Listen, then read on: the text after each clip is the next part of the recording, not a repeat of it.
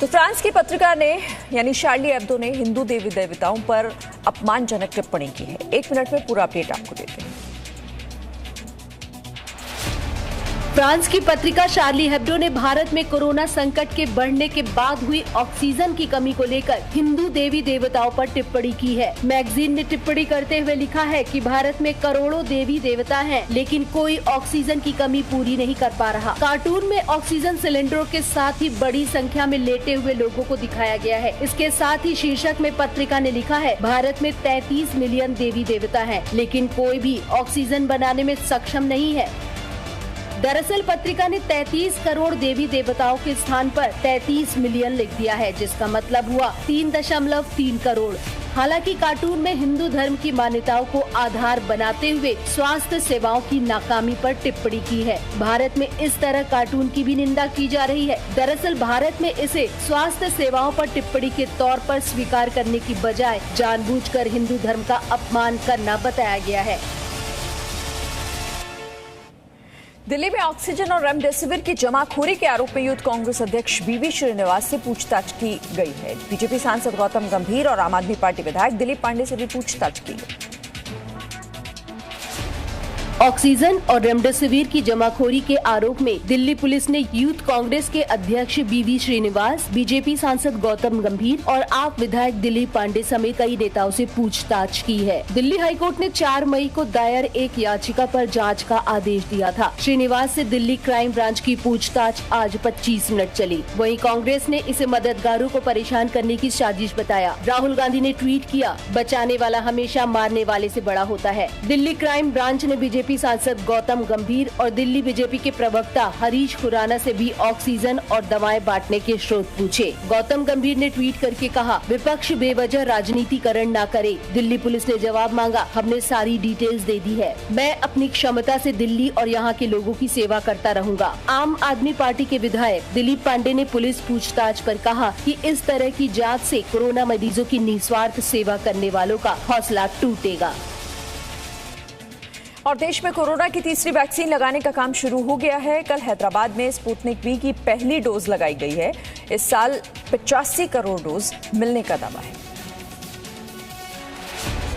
देश में कोरोना की तीसरी वैक्सीन को लगाने का काम शुरू हो गया है। रूस की वैक्सीन स्पुतनिक 5 की पहली डोज हैदराबाद की डॉक्टर रेड्डीज लैब में कस्टम फार्मा सर्विसेज के हेड दीपक सप्रा को दी गई। इसी के साथ स्पुतनिक 5 की मार्केटिंग देख रहे RDIF ने बड़ा ऐलान किया। भारत को इस साल स्पुतनिक 5 की 85 करोड़ डोज मिलेगी। स्पुतनिक 5 की अधिकतर डोज का उत्पादन भारत में ही होगा। रूस स्पुतनिक 5 लाइट वैक्सीन भी भारत में जल्द लॉन्च करेगा। स्पुतनिक 5 लाइट की 2 नहीं, सिर्फ 1 डोज ही लेनी होगी। भारत में स्पुतनिक 5 की अब तक 3 लाख डोज उपलब्ध हो चुकी है। स्पुतनिक की कीमत भी तय हो गई है। 995 रुपए 40 पैसे तय की गई है। भारत में उत्पादन शुरू होने के बाद इसकी कीमत में कमी आने की उम्मीद है। स्पुतनिक 5 को 90% से ज्यादा कारगर माना गया है। इसकी 2 डोज का अंतराल 21 दिन का होगा। वैक्सीन अगले हफ्ते तक राज्य सरकारों और अस्पतालों के लिए उपलब्ध होगी।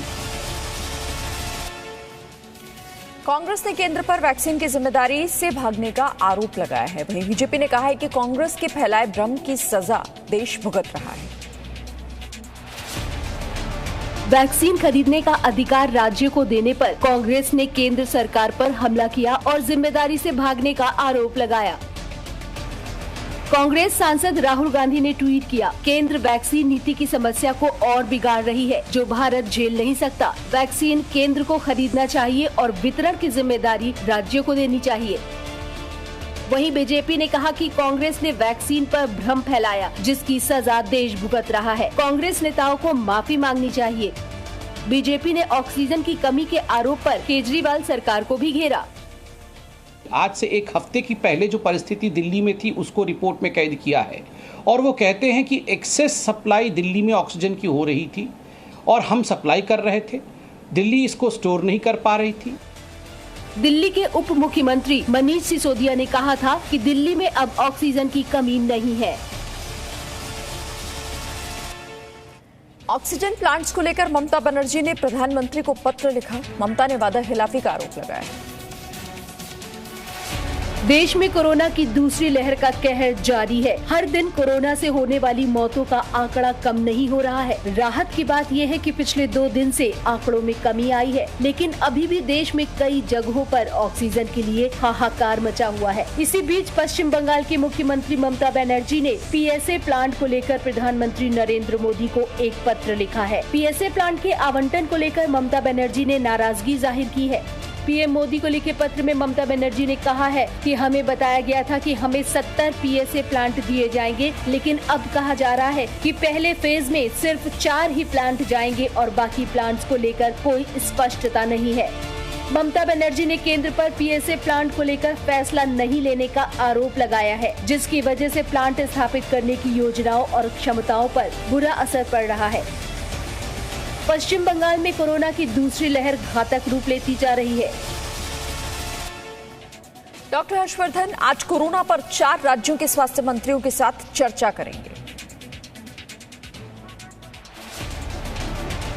देश में कोरोना वायरस का खतरा लगातार बना हुआ है। हालांकि देश में ऑक्सीजन की कमी को पूरा कर लिया गया है। ऐसे में देश के स्वास्थ्य मंत्री डॉक्टर हर्षवर्धन देश भर के राज्यों के साथ मिलकर व्यवस्थाओं को सामान्य बनाने के काम में लगे हुए हैं। आज भी डॉक्टर हर्षवर्धन 4 राज्यों के स्वास्थ्य मंत्रियों के साथ बैठक करेंगे। आज यूपी, मध्य प्रदेश, गुजरात और आंध्र प्रदेश के स्वास्थ्य मंत्रियों के साथ बैठक करेंगे। देश में कोरोना के मरीज लगातार घट रहे हैं। हालांकि अब संक्रमण का ज्यादा फैलाव दक्षिण भारत के राज्यों में दिखाई दे रहा है। शुक्रवार को देश भर में 3.26 लाख नए केस आए। इनमें सबसे ज्यादा कर्नाटक में 41,779, महाराष्ट्र में 39,923, केरल में 34,694 और तमिलनाडु में 31,892 लोगों में संक्रमण की पुष्टि हुई। 5वें नंबर पर बंगाल रहा, जहां एक दिन में अब तक के रिकॉर्ड 20,846 केस मिले। दुनिया के टॉप वैज्ञानिकों की टीम ने कहा है कि कोरोना वायरस के चीन की लैब से निकलने की थ्योरी को खारिज नहीं किया जा सकता।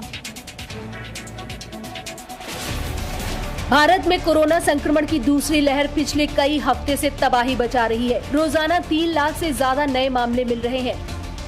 दुनिया के टॉप साइंटिस्ट के एक ग्रुप का कहना है कि कोरोना वायरस की उत्पत्ति किसी लैब से होने वाली थ्योरी को तब तक गंभीरता से लेना चाहिए जब तक ये गलत साबित न हो जाए। साल 2019 के आखिर में चीन के वुहान शहर से दुनिया भर में फैले कोरोना वायरस ने 30 लाख से ज्यादा लोगों की जान ले ली है, जबकि करोड़ों लोग चपेट में आ चुके हैं। दुनिया के टॉप साइंटिस्ट की इस टीम में 18 वैज्ञानिक शामिल हैं, जिन्होंने वायरस के बारे में अहम जानकारियां जुटाई हैं। इस टीम में कैम्ब्रिज यूनिवर्सिटी में clinical microbiologist Ravindra Gupta, Fred Hutchinson cancer research centre में इवोल्यूशन ऑफ वायरस की स्टडी करने वाली जेसी ब्लूम भी है। इन लोगों ने कहा, महामारी की उत्पत्ति को निर्धारित करने के लिए अभी और जाँच की जरूरत है। इलाहाबाद हाईकोर्ट के जस्टिस वीके श्रीवास्तव की कोरोना से हुई मौत की जांच के लिए यूपी सरकार ने एक कमेटी का गठन किया है। उत्तर प्रदेश सरकार ने कोरोना से इलाहाबाद हाईकोर्ट के जस्टिस वीके श्रीवास्तव की मृत्यु की हालात की जांच के लिए 3 सदस्यीय कमेटी का गठन किया है। कमेटी को 1 हफ्ते में रिपोर्ट देनी होगी। 23 अप्रैल को जस्टिस वीके मिश्रा को लखनऊ के लोहिया अस्पताल लाया गया था। आरोप है कि लोहिया अस्पताल में न अटेंडेंट मिला और न ही दूसरी कोई सुविधा मिली। बाद में जस्टिस श्रीवास्तव को पीजीआई में भर्ती किया गया, जहां उनका निधन हो गया। यूपी में कोरोना की दूसरी लहर का कहर जारी है। बीते 24 घंटे में 15,747 नए मामले सामने आए हैं। इस दौरान 312 लोगों की मौत हुई है। 24 घंटे में ही 26,179 लोग ठीक होकर घर जा चुके हैं। प्रदेश में अब तक कोरोना के कहर के कारण 16,957 लोगों की मौत हो चुकी है। बीते 24 घंटे में मेरठ में सबसे ज्यादा 1,464 लोग कोरोना संक्रमित हुए हैं, जबकि 15 लोगों ने दम तोड़ा है। भुवनेश्वर में 1 महीने की बच्ची ने 10 दिन में कोरोना को मात दी।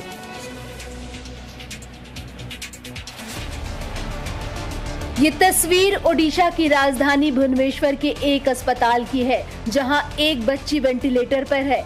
दरअसल इस बच्ची ने 10 दिन में कोरोना को मात दे दिया और बन गई देश की सबसे छोटी कोरोना वॉरियर। बच्ची का इलाज करने वाले डॉक्टर अरिजीत महापात्रा ने बताया कि 3 हफ्ते बाद बच्ची को अस्पताल से छुट्टी मिल गई। जैसे जो बच्चा हमारे पास एडमिट हुआ था वो सीवियरली सिम्टोमेटिक है, जिसको रेमडेसिविर, स्टीरॉयड सब कुछ जरूरत पड़ा। जो माइल्ड सिम्टोमेटिक है उन बच्चों में ये सब जरूरत नहीं पड़ता है, बेसिक सपोर्टिव केयर और पैरास्टामोल ही जरूरत पड़ता है।